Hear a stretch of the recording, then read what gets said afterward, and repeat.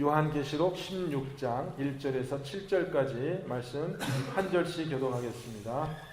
또 내가 들으니 성전에서 큰 음성이 나서 일곱 천사에게 말하되 너희는 가서 하나님의 진노의 일곱 대접을 땅에 쏟으라 하더라.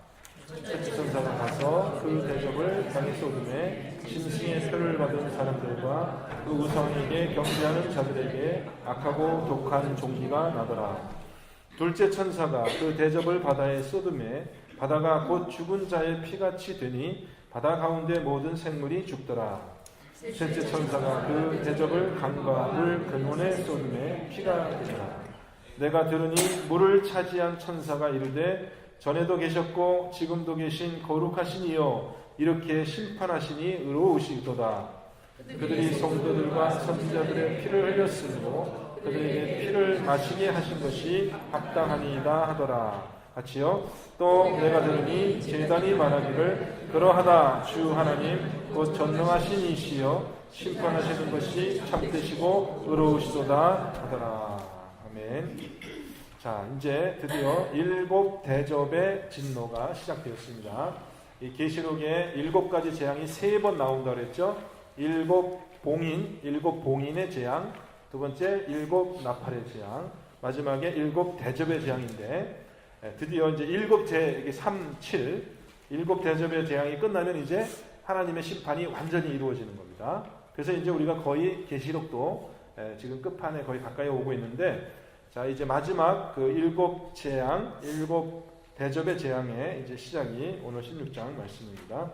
여러분 문답지 보시면서 말씀 한 절씩 살펴보겠습니다. 1절 말씀 보니 성전에서 큰 음성이 나서 일곱 천사에게 무엇이라 말했죠? 무엇이라고 말했습니까? 너희는 가서 하나님의 일곱 대접을 어떻게 하라고요? 땅에 쏟으라. 땅에 쏟으라. 아까 지난번에 제가 얘기할 때 이것이 우리가 생각할 때 대접 있잖아요. 대접이기보다는 이게 뭐에 가깝다 그랬습니까? 컵. 여러분 우리 가끔 우리 그 저녁 만찬, 저녁 시간에 뭐 성금요일이나 저녁 만찬 때 우리가 빵을 이렇게 띄어서 이렇게 찍어 먹던 거 생각나시죠? 그 조그만 컵 같은 거요. 네. 그런 모양이라고 생각하면 좋은데요. 그래서 일곱 컵의 재앙인데 이 일곱 컵의 재앙을 뿌려드리는 것은 구약에서는 제사 드리는 그 제사의 한 가지 방법이었습니다. 그래서 이것을 부어드리는 제사라 해서 이것을 관제라고 했거든요. 관제. 그래서 포도주든지 무슨 기름이든지 이런 것을 부어드리는 그런 제사가 있었어요. 그래서 이 컵의 이 재앙은 사실은 그 제사 드리는 어떤 그러한 형상에서 비유해서 나오는 건데 근데 사실은 내용이 이것을 하나님께 뭘 부어드리는 게 아니라 거꾸로 이것은 그 컵에 뭐가 담겨 있어요? 하나님의 진노가 담겨 있죠. 그래서 그 진노를 오히려 땅에 쏟는 그러한 방식으로 지금 심판이 실행되고 있습니다. 자, 자꾸 대접이라고 얘기해야 되니까 제가 좀 마음이 불편한데 하여튼 컵을 땅에 쏟으라. 오늘 개정 번역에는 그렇게 되어 있으니까 그렇게 하겠습니다. 대접을 땅에 쏟으라. 이제 일곱 천사가 그런 명을 받습니다. 자, 2절 말씀. 첫 번째 천사가 이제 하나님께서 쏟으라고 했으니까 대접을 어디에 쏟았어요? 땅에 쏟으니까 어떤 일이 생겼습니까? 어떤 심판이요? 땅에 지금 있는 사람들이 두 사람들이 있죠. 짐승의 표를 받고 짐승의 우상에게 절하는 사람들이 있고 그 외에 그렇게 하지 않는 사람들도 누가 있어요? 14만 4천 명의 무리가 있죠. 땅에. 그죠? 14만 4천 명의 무리는 어린 양의 그 이마에 어린 양의 표를 받은 사람들. 그죠? 짐승의 표를 받은 사람이 아니라 어린 양의 인침을 받은 그 14만 4천 명이 있는데 그런데 그 중에서 이제 이 심판이 짐승의 표를 받은 사람, 또 우상에게 경배하는 자들에게 임하는데 어떤 심판이 임합니까?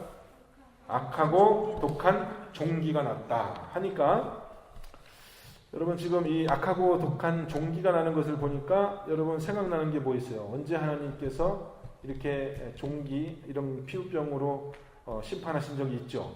언제? 네, 출애굽할 때 10가지 재앙 중에 하나가 뭐예요? 독한 종기가 나게 하는 거 있잖아요. 그것이 한 가지 재앙이었으니까 그 출애굽할 때 그 10가지 재앙을 하나님께서 이 마지막 때에 생각나게 하시는 거죠. 자, 3절 말씀, 이제 둘째 천사가 대접을 어디다 쏟습니까? 이번에는 바다. 자, 하나님이 창조한 세계가 바다가 있고 또 땅이 있고 또 강이 있고 또 하늘이 있고 이렇게 하지만은 일단 이 바다에 이제 또 두 번째 천사가 컵을 쏟았습니다. 어떻게 됐어요? 바닷물이 어떻게 됐어요? 죽은 자의 피같이 되고 바다 가운데 모든 생물이 죽어서 둥둥 떠다니는 거죠. 이것도 마찬가지로 생각나죠? 이것도 언제 이런 일이 있었습니까?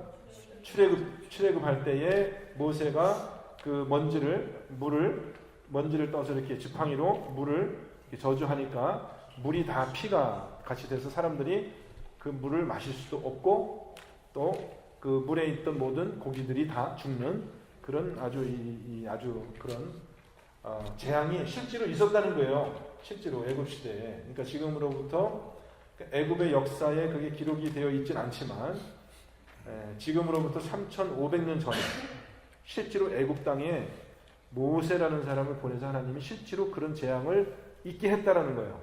물론 그 전에 소돔과 고모라의 사건도 있었죠, 그죠? 소돔과 고모라에서 하나님이 유황불로 심판하는 그런 사건도 있었고, 물론 그 훨씬 전에는 또 무슨 사건이 있었어요?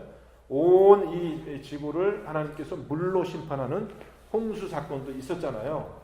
그런 일이 실제 역사에 있었던 거죠. 우리가 증거를 찾자면 증거도 사실 있을 수 있어요. 과학적인 증거도 더러 찾아지긴 하는데 옛날 일이니까 사람들이 믿지 않고 있을 뿐이죠.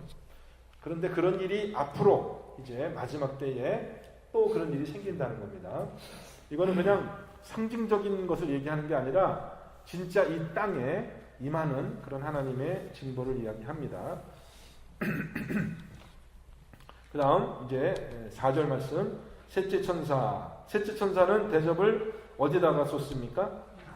강과 물 근원 이렇게 되니까 이것은 뭐 우물 같은 거죠. 샘 같은 거죠.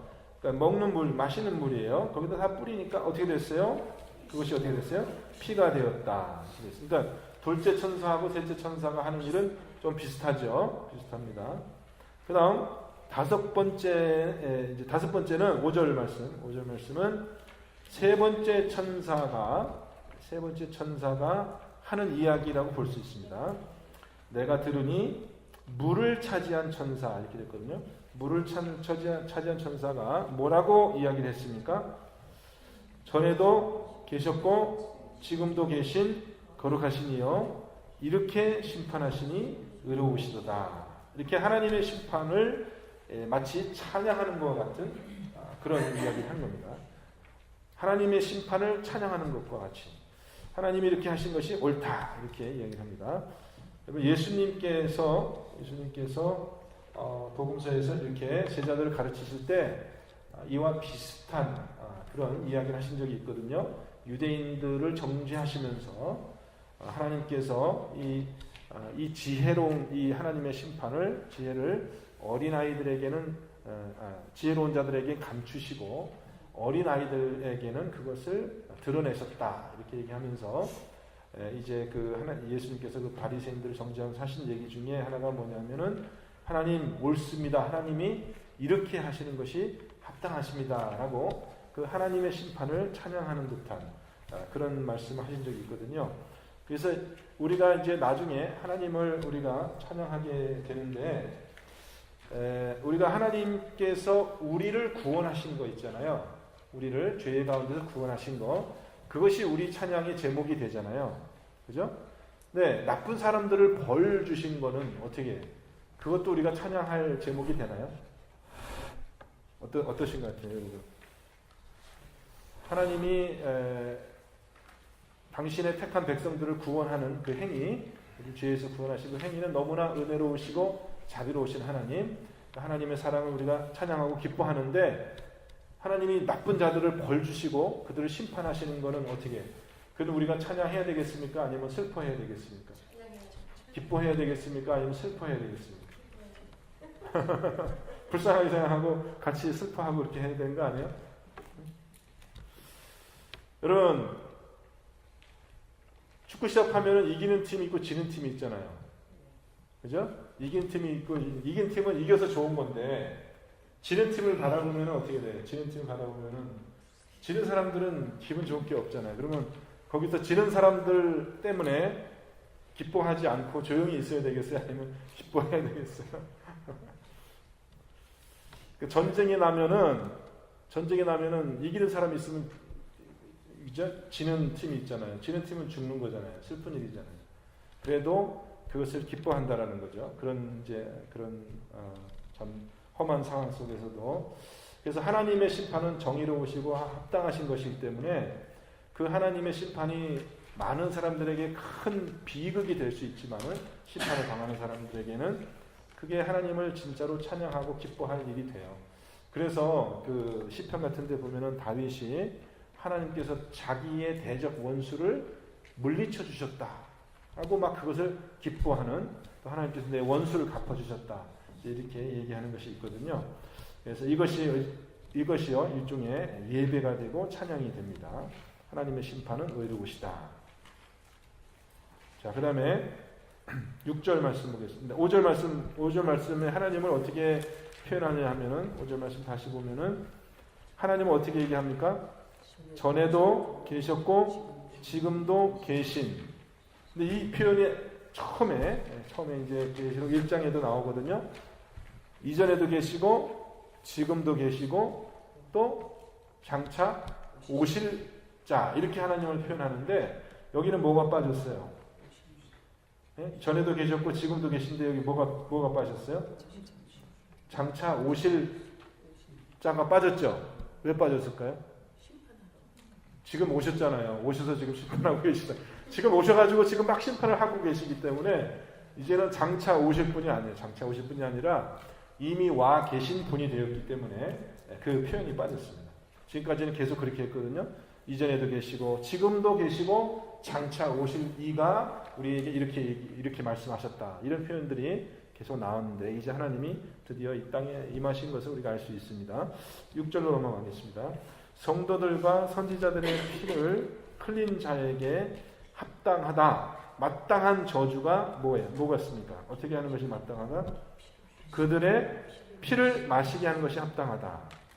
피를 마신다는 것은 무슨 뜻이냐면은, 지금 물이 다 피로 변했잖아요. 강도 피로 변하고 물도 그 물의 근원도 피가 됐으니까 사람들이 마실 물이 없어요. 물이 다 피로 변했으니까 땅을 파가지고 우물을 파서 거기서 물을 마시려고, 이제 깨끗한 물을 마시려고 땅을 파면은 그 어떤 물이 나오겠어요? 피가 나오는 거예요. 피가 나오는. 그러니까 어떻게 해요? 갈증에 의해서 결국은 자기들이 피를 마실 수밖에 없다 이거죠. 그러니까 하나님께서 행한 대로 갚으시는 거야.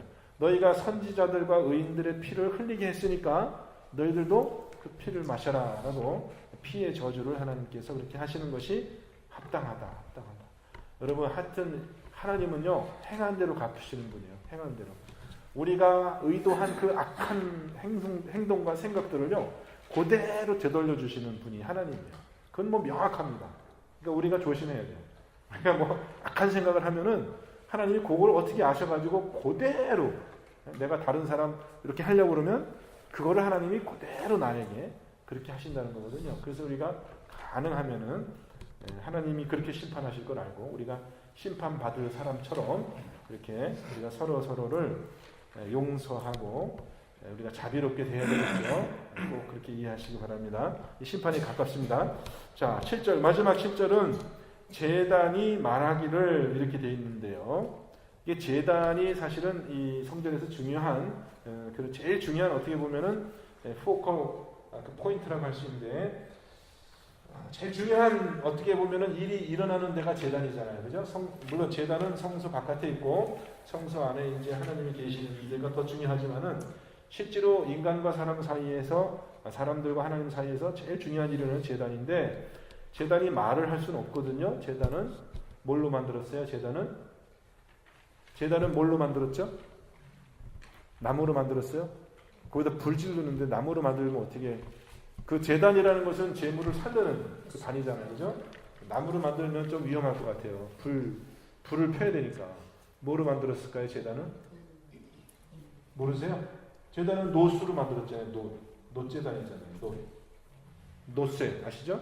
제단은 노수로 만들었죠. 노수를 부어서 만들고, 그래서 이제 이 제단이 말한다는 것은 제단의 의인화된 편이다 이렇게 생각할 수도 있지만은, 사실 우리 같이 앞에 보면은, 앞에 6장에 보면은 제단 밑에서 무슨 음성이 났다고 그랬거든요. 제단 밑에서 무슨 음성이 났다 그랬어요? 순교자들. 네, 제단 아래 보면은 누가 있었냐면은 순교자들의 영이, 의인의 영과 미리 일찍 순교를 당한 그 영들이 제단 밑에서 뭐라고 얘기했어요? 우리의 억울한 것을 신원하여 갚아주지 않으시기를 언제까지 하십니까? 언제까지 우리의 원수, 우리의 억울한 것을 갚아주지 않겠습니까? 라고 제단 밑에서 그 선지자들과 의인들의 영이, 그렇게 순교자들의 영이 이제 호소하는 장면이 나오거든요. 6장에 보면은. 그것과 연관하여서 여기서 제단이 말한다는 것은 원어의 표현도 그렇게 되어 있어요. Someone from altar 이렇게 되어 있거든요. 그래서 이거는 제단이 말한다기보다는 제단 밑에 있는 그 순교자의 영들이 말하는 거예요. 그러니까 순교자의 영이 하는 얘기가 뭡니까? 뭐라고 했어요? 똑같죠? 우리 5절 말씀하고도 비슷하죠? 뭐라고 했냐면 주 하나님 전능하신 이시여 심판하시는 것이 참되고 의로우시도다. 그렇게 했거든요. 그 앞에도 보면은 지금 하나님이 이렇게 특별히 물을 갖다가 피로 만드는 이런 심판을 하는 이유가 뭐냐 하면은 선지자들의 흘린 피를 너희들도 한번 먹어봐라 이렇게 얘기했거든요. 또 제단 밑에서는 그 선지자들의 죽은 순교자들의 영이 하나님 우리 좀 원수 좀 갚아주십시오. 그 제단 밑에 흘린, 제일 처음 흘린 그 피는 누구의 피였습니까? 제단 밑에 제일 먼저 흘린 피는 인류 최초로 죽은 사람 누구예요? 아벨. 아벨의 피로부터 누구의 피까지? 예수님께서 바리새인들을 저주하면서 하신 말이 아벨의 그 의로운 피, 아벨의 흘린 피로부터, 물론 마지막 피는 예수님께서 흘렸지만은 예수님께서 보면 제단 사이에서 죽은 선지자 사가랴의 피까지, 그 모든 피가 너희에게, 바리새인 너희에게 돌아가리라 이렇게 하나님이 바리새인들을 저주한 적이 있거든요. 그와 같이 지금 이야기하는 겁니다. 그래서 선지자들이 지금 제단 밑에서 지금 하나님 우리의 원수 좀 갚아주십시오 이렇게 호소하고 있죠. 아벨의 피가. 그래서 그 선지자들의 피를 이제 하나님께서 다 갚아주셨다는 겁니다. 선지자들의 피를 하나님께서 다 갚아주셨다라고 지금 심판이 선언되고 있습니다. 그럼 우리 성도들은 어떻게 반응해야 되겠어요? 할렐루야, 아멘. 하나님께서 그 모든 일을 이루셨다. 하나님께서 그렇게 하신 일이 합당하다, 의롭다, just, 의로우시고 공평하시고 또 합당하다. 그렇게 해야 마땅한 일을 하나님이 하셨다라고 그렇게 이제 우리가 찬양을 하는 겁니다. 자, 그러면 이제 셋째 천사가 이제 또 등장하는데, 우리 8절부터 우리 16절까지 또 한번 같이 말씀 보겠습니다. 8절에서 16절까지 말씀 한 절씩 교독하겠습니다. 셋째 천사가 그 대접을 해에 쏟으니 해가 권세를 받아 불로 사람들을 태우니 사람들이 크게 태움에 태워진지라. 이 재앙들을 행하는 권세를 가지고 하나님의 이름을 비방하여 또 회개하지 아니하고 주께 영광을 돌리지 아니하더라.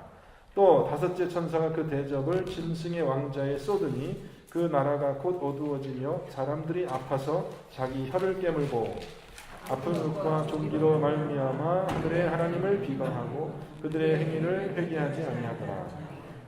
또 여섯째 천사가 그 대접을 큰 강 유브라데에 쏟음에 강물이 말라서 동방에서 오는 왕의 길이 예비되었더라. 또 내가 봄에 개구리 같은 새 괴로운 영이 용의 입과 짐승의 입과 거짓 선지자의 입에서 나오니 그들은 귀신의 영이라 이적을 행하여 온 천하 왕들에게 가서 하나님 곧 전능하신 이의 큰 날에 있을 전쟁을 위하여 그들을 모으더라. 보라, 내가 도둑같이 오리니 누구든지 깨어 자기 옷을 지켜 걸거벗고 다니지 아니하며 자기의 부끄러움을 보이지 아니하는 자는 복이 있도다. 새 영이 히브리어로 같이 있습니다. 새 영이 히브리어로 아마겟돈이라 하는 곳으로 왕들을 모으더라. 아멘. 자, 셋째 천사까지 했습니다. 이제 넷째 천사. 그러니까 마지막 7 대접의 재앙은 어떻게 잘라지냐면은 앞에 세 가지 재앙이 한 묶음이 되고요. 그 다음에 뒤에 세 가지 재앙이 한 묶음이 되고, 마지막 또 7번째 재앙이 또 한 묶음이다. 이렇게 우리가 나눠서 볼 수 있습니다. 그럼 이제 지금 읽은 말씀은 네 번째, 5번째, 6번째 천사의 재앙이 나타나고 있습니다. 자, 넷째 천사의 재앙 8절 말씀 보겠습니다. 대접을 어디다가 쏟았어요? 이번에는 해에 대접을 쏟았습니다. 아까는 땅과 바다와 강과 물 근원에 뿌렸죠. 쏟았죠. 이번에는 하늘에 있는 해에 대접을 쏟으니까 어떻게 됐어요? 해가 어떻게 됐어요? 해가 권세를 받아 불로 사람들을 태우니, 그러니까 해가 뜨거워진 거죠. 해가 뜨거워져서 뭐 이렇게 옛날 이제 그리스 신화 같은 데 보면은 이 해를 다스리는 그 신 헬리오스라는 신이 있었는데, 그 아들이 어느 날 아버지한테 아버지, 내가 한번 이 해를 내 그 말에다가 이렇게 달고 한번 내가 끌고 한번 달려보겠습니다. 제 소원입니다. 하루 동안만 해 좀 빌려주십시오. 그 해를 이제 그 전차에 달고 막 이제 미친 듯이 달리는 겁니다. 낮 동안에. 밤 동안에 달렸으면 괜찮은데 낮 동안 달리는데, 그러니까 막 해가 막 삐뚤삐뚤 제 궤도를 돌질 않고 어떻게 해요? 삐뚤삐뚤 비틀비틀 하면서 하니까 어떨 때는 땅에 가까워지고 어떨 땐 멀어지고 이렇게 하니까, 해가 땅에 가까워지면 어떻게 되는 겁니까? 뜨거워지는 거예요. 뜨거워져가지고 아프리카 그 이디오피아 사람들이 얼굴이 까맣게 탔어요. 그리고 그 주변에 그 사막들이, 그 주변의 땅들이 다 말라가지고 사막이 되고, 실제로 그런 신화가 있어요.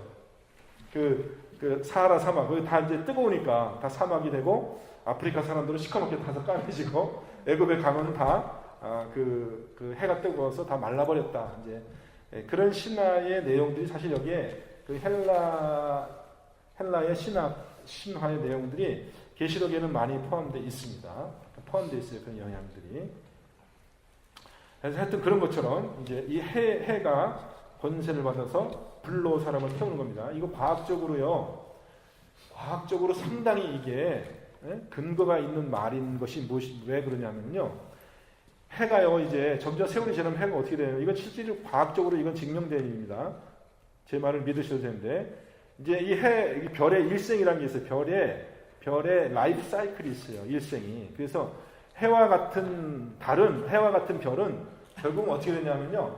이 해가 지금 헬리움이라고 하는 그 원소가 타면서 핵반응을 일으켜서 그 빛이 그렇게 강하게 비치는 거거든요. 이제 이게 언젠가는 그게 다 타버린단 말이에요. 연료가 다 떨어진단 말이에요. 해가 크지만은 무한정 타는 건 아니거든요. 한계가 있으니까 언제는 그것이 다 타버리면 그게 꺼져요. 다 타버리고 이제 에너지가 없어지면 이 해가 점점 가벼워지는 겁니다. 그럼 어떻게 되냐면, 이게 지금은 해가 땅땅하게 뭉쳐 있는데 점점 이게 해가 가벼워지면서, 이게 왜냐하면 가지고 있는 걸 다 소모하니까 이게 점점 커져요. 그리고 빛이 지금은 백색 이렇게 아주 밝은 빛이잖아요. 근데 그게 점점 우리 노을빛 비는 것처럼 이제 그것이 붉은색 빛으로 그렇게 바뀌어져 가거든요. 그런데 그게 어떻게 되냐면, 그것이 적색거성이라고 해요. 적색거성은 뭐냐면 굉장히 큰 별이 되는데, 해가 커져가지고 지구도 삼키고 달도 삼키고 점점 커지는 겁니다. 그러니까 우리 이 지구가 이 해 속으로 그냥 들어가 버리는, 반드시 그렇게 된다라고 알려져 있어요. 이게 적색거성이 되기 때문에, 그렇게 해가 변천해 가기 때문에. 단지 이제 그렇게 되는 데까지 시간이 오래 걸리는 거죠. 몇억 년, 몇백만 년 이렇게 걸리니까 우리가 그때까지 있을까는 모르겠지만 그런 운명이 있거든요. 그래서 이 해의 뜨거운 기운이 조금만 해가 커져도, 지금보다 해가 10%만 커져도 우리 지구에 있는 사람들은 살 수가 없는 거예요. 그게 너무나 가깝기 때문에, 뜨겁기 때문에. 그래서 이러한 재앙이 일어나는 것이 과학적으로도 사실은 가능한 이야기다. 그것을 생각할 수 있습니다. 또 너무 걱정하지 마세요. 해가 커질까봐 또 걱정하셔서 해만 바라보고 계시면 안 돼요. 그 전에 예수님이 오셔서 우리 성도님들 다 구원해 주시겠죠. 자, 그래서 이제 사람들이 막 불에 타는 건데, 물론 여기서 불타는 사람들은 물론 누구예요? 아까 얘기한 짐승의 표를 받은 사람들, 그 다음에 짐승의 우상에게 경배한 사람들인데, 이 사람들이 불에 타서 뜨거우니까 어떻게 행동을 해요? 9절 말씀 보니까 어떻게 행동해요? 뜨거워서 괴롭겠죠. 9절 말씀 보니까 이 사람들이 어떻게 되냐면 첫째로 하나님의 이름을 비방하고 하나님을 욕하고 또 회개하지 아니하고 또 주께 영광을 돌리지 아니하더라. 그러니까 이 사람들은 끝까지 회개하지 않고 멸망당하는 거예요. 하나님을 저주하고 죽는 거예요. 이때라도 하나님 잘못했습니다 하면 좋을 텐데 아주 끝까지 이를 악물고 하나님을 저주하면서 죽어가는 그런 사람들을 우리가 보게 되는 거죠. 참 이게 얼마나 무서운 건지 몰라요. 참 우리 인간이 이렇게 악할 수 있다는 게 참 너무나 안타깝습니다. 이 불에 타는 고통이요, 인간이 당하는 고통 중에서도 그게 아프다고 저는 안 타봐서 잘 모르겠는데 여러 가지 인간이 당하는 고통 중에서도 불에 타는 고통이 그게 참 견디기 힘든 고통이라고 하더라고요. 그래서 아마 지옥이란데 그렇게 영원히 꺼지지 않는 불에 계속 타는 고통을 당하는 것 같습니다. 자, 해 권세로 이제 심판이 됐고요. 그다음 이제 5번째 천사가 대접을 이번에는 어디에 쏟았습니까? 대접을. 네, 이번에는 짐승의 왕자에 쏟으니 이것은 이제 짐승의 왕자라고 하면은 우리가 대표적으로 역사상 존재했던 나라 중에서 대표적으로 하나님의 진노를 받은 또 하나님의 그 나라의 왕권에 도전했던 그런 나라가 대표적으로 성경에 나온 나라가 어떤 나라입니까? 네? 애굽 왕 바로죠, 그죠? 큰 소리로 얘기해 주셔서 고맙습니다.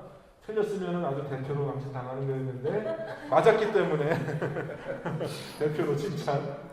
바로 왕이 그죠? 다스렸던 바로가 그런 사람이잖아요. 하나님께 대대. 또 어떤 나라가 있습니까? 바벨론. 그렇죠? 바벨론. 그래서 이 애굽 이 계시록에 보면은 애굽 왕 그죠? 애굽에서 하나님께서 애굽의 재앙을 준 그거 하고 이제 나중에 17장 이후로 가면은 이제 바벨론이 무너졌다. 천사가 이제 선포하면서 하나님의 심판이 다 끝난 사건을 뭘로 표현하냐면은 큰 성 바벨론이 무너졌다 이렇게 이제 표현하고 있어요. 그죠? 신약 시대에서 이 사단이 있는 그 자리, 사단의 왕권이 있는 그 자리를 이 계시록에서는 그걸 뭘로 표현하냐면 바벨론 제국으로 이렇게 표현하고 있습니다. 그러니까 자, 하나님께서 이스라엘을 구원할 때 애굽 온 땅에 재앙을 내리기도 했지만 마지막에는 바로의 왕궁의 왕자까지 예수님께서 하나님께서 죽이는 바로의 왕궁에까지 그런 이제 벌을 내리셨던 것처럼 이제 하나님이 땅을 심판하시고 바다를 심판하고 물을 심판하고 해를 심판하신 후에 그 왕권, 그 사단의 왕권이 있는 바로 그 성을, 그 왕자를 이제 하나님께서 심판하시는 것을 보게 됩니다. 그랬을 때 어떠한 재앙이 나타났어요? 10절에 어떤 재앙이 나타났어요? 어두워지며 사람들이 아파서 자기 혀를 깨물고 그 나라가 어두워지며 여기서 어두워졌다고 했을 때 여러분 얼만큼 어두워졌을 것 같아요? 얼만큼 어두워졌을 것 같아요? 얼만큼 어두워졌냐 하면은 맞았어요. 네, 틀린 게 아니에요. 얼만큼 어두워졌냐면은 진짜 깜깜한 거 있잖아요. 빛이 하나도 없는 거. 여러분 이게 언제 이 재앙이 있었어요? 그 전에 아무것도 안 보일 깜깜해지는 그 흑암이 닥치는 재앙이 언제 있었어요? 모세 10가지 재앙 중에 있잖아요. 몇 번째예요? 깜깜해지는 재앙이 몇 번째? 모세 10가지 재앙 중에 제가 기억하기로는 9번째 아니겠어요? 9번째 틀렸어요? 맞았어요? 네? 9번째 재앙. 그러니까 10번째 마지막 재앙은 뭐예요? 네, 아들이고, 그러니까 동물이고, 인간이고, 다 첫째는 다 죽는 거. 그게 이제 마지막 10번째 재앙이죠? 네? 근데 9번째 재앙이 뭐예요? 흑암이 캄캄하게 임하는데, 이때 흑암은 빛이 아무것도 없는 거예요. 아무것도 없는 거예요. 여러분 평생에 빛이 하나도 없는, 빛이 이렇게 작은 알갱이로 되어 있거든요. 빛이 작은 알갱이로 되어 있는데, 그 알갱이 하나하나를 영어로는 포톤이라고 하는데, 우리말로는 광자라고 합니다. 광자. 빛이 이제 조그만 알갱이에요. 그 빛이. 이제 광자. 우리 눈이 얼마나 민감하냐면 광자 하나 정도가 막 왔다 갔다 해도 알 정도로 우리 눈이 민감한데 그 광자 하나는 정말 아주 작은 알갱이입니다. 그러니까 하여튼 빛이 하나도 없는 그러한 빛이 정말 하나도 없는 그런 거 여러분 그런 것을 경험한 적 있으세요? 정말 빛이 하나도 없는 눈곱만큼도 빛이 없는 깜깜한 것을 여러분 경험한 적 있으세요? 아마 없으실 거예요. 그런 경우가 드물어요. 우리가 이제 달이 없는 밤 그런 밤 우리가 별도 안 보이고 달도 안 보이고 그런 밤을 우리가 칠흑같이 어둡다 그러잖아요. 칠흑같이 어둡다 그러면서 제가 어렸을 때 이제 밤에 저는 어렸을 때 전기가 없는 그런 시골에 살았으니까 밤에 나가서 놀다 보면 깜깜할 때 놀다 보면은 그래도 달이 뜨고 그러면요. 놀만해요. 보여요. 웬만큼 보여요. 그래도 어렸을 때 또 눈도 좋고 그러니까는 밤에도 깜깜해도 별 보고 달 보고 이제 애들끼리 놀거든요. 근데 이제 금음이라고 그러죠. 달이 없는 밤. 그런 밤이 있어요. 별도 없고. 그런 밤은 진짜 안 보여. 그때 잘 안 보이거든요. 실은 안 보여가지고 밤에 될 수 있는 대로 안 나가는데 그래도 급한 일이 있어서 나가면은 그래도 웬만큼 보여요. 여기는 길이고 여기는 뭐고 웬만큼 보이거든요. 그런데 여기서 말하는 이 흑암, 이 어둠이라는 것은 진짜 빛이 한 알갱이도 없는. 그러면 진짜 안 보이는 데는요. 정말 거기서는 어디로 갈지 방향을 알 수가 없는 이제 그런 재앙을 이야기합니다. 바깥 어두운 데서 슬피 울며 이를 갈미 있으리라. 이렇게 하나님의 구원 가운데 멀어진 사람들이 받는 재앙이 있습니다. 자, 그럼 어두움의 재앙이 있었고 그 다음에는 자, 여섯 번째 재앙 12절 말씀입니다. 여섯 번째 재앙은 이제 대접을 어디다 쏟아요? 큰 강 유브라데 강은 어느 나라에 있는 강이에요? 어느 나라? 유브라데 강은 어느 나라? 우리가 조금 전에 얘기했잖아요. 어느 나라에 있는 강이에요? 바벨론. 예? 바벨론이라는 나라가 이제 유브라데 강을 중심으로 발달해요. 오늘날로 하면은 바벨론이라는 도시가 어디 있어요? 어느 나라? 사우디 아라비아라고 하면은 조금 안 되고 오늘날로 하면 바벨론이라는 도시가 어느 나라? 다들 모르세요? 이라크의 수도가 바그다드잖아요. 바그다드가 이제 그 유프라데 강이 있고 거기서 바그다드에서 얼마 멀지 않은 곳에 이제 바벨론 고대 도시가 거기 있었죠. 이라크의 이락이 이제 바벨론의 그 후예들인데, 그러니까 바벨론에는 유브라데 강이 있다면 애굽에는 또 뭐가 있어요? 애굽에는 나일강이 있잖아요. 그래서 하나님께서 애굽을 심판하실 때 나일강을 쳐서 피를 만들고, 그죠? 나일강을 치니까 거기서 또 개구리가 다 올라와가지고 또 이렇게 하고, 또 시편이라든지 묵시문화, 이제 구약의 묵시문화에 보면 하나님께서 이 나일강의 그 나일강의 괴물들이 이제 사탄을 얘기하는데, 예를 들면 뭐 네비아단 큰 악어라든지 그런 몬스터 공룡들을 하나님께서 심판하신다, 발고리로 껴서 한다, 이렇게 해서 나일강의 풍요, 애굽이 자랑하던 그 풍요거든요. 그죠? 그 다음에 이제 메소포타미아의 이 바빌론이 자랑하는 그 유브라데 강을 하나님께서 심판하신다라는 것입니다. 그들이 자랑하는 풍요를 이제 다 심판하니까 어떻게 됐습니까? 유브라데 강이 어떻게 됐어요? 강이 말라서 동방에서 오는 왕들의 길이 예비되었다. 그러면 이 동방에서 왕이 여기 왜 나타나는 겁니까? 동방에서 오는 왕들은 무슨 목적으로 지금 여기를 오는 겁니까? 전쟁. 동방에서 오는 왕들은 어떤 목적으로 오는 거냐면 이 나라를, 이 사단의 왕국, 그러니까 바벨론이죠. 바벨론이라고 우리가 이제 생각해 보면 그 바벨론의 나라를 심판하기 위해서, 멸망시키기 위해서 몰려오는 왕들이 동방에서부터 오는 겁니다.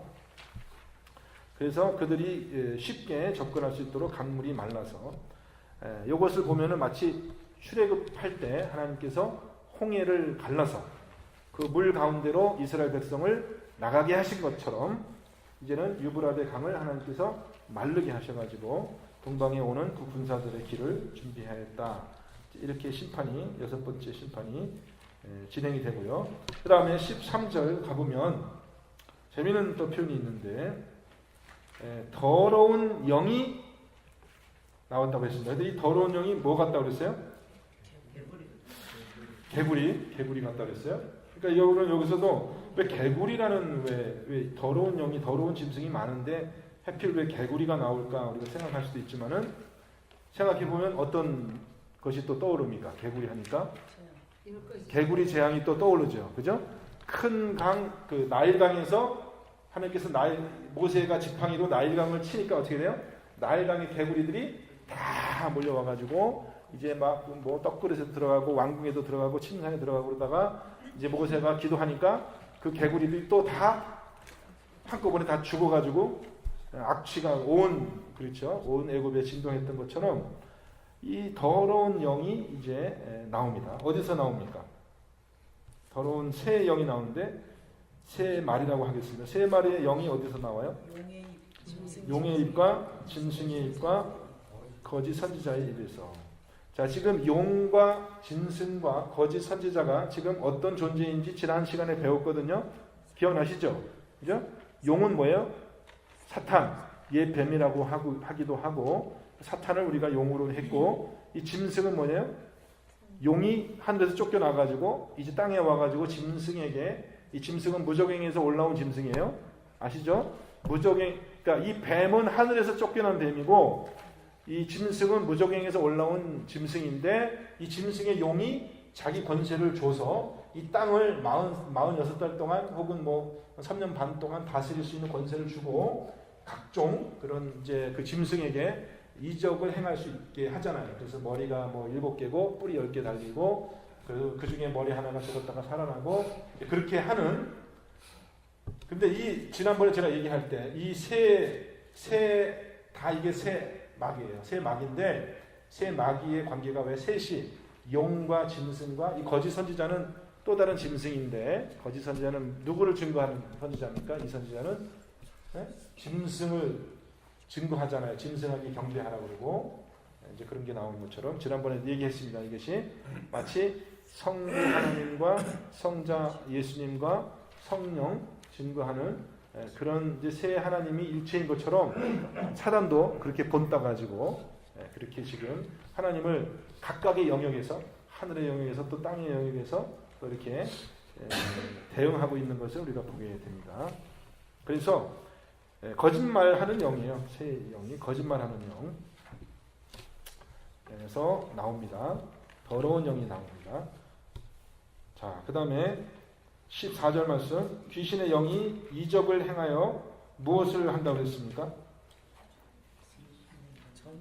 이적을 행하여서 어떻게 해요? 천하 왕들을 꾀어서 하나님의 큰 전능하신 나라에 있을 전쟁을 위하여 그들을 모으나니. 그러니까 큰 전쟁이 있는데 이때 이 왕들은 하나님의 편에 서는 겁니까? 반대편에 서는 겁니까?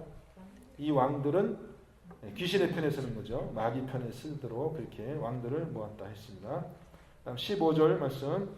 주께서 도적같이 임하실 때에 어떤 자들이 복이 있다고 했습니까?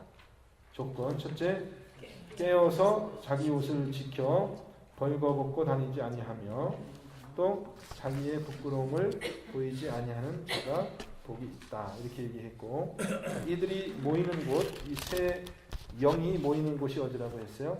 군대를 모으는 것이 아마겟돈. 아마겟돈은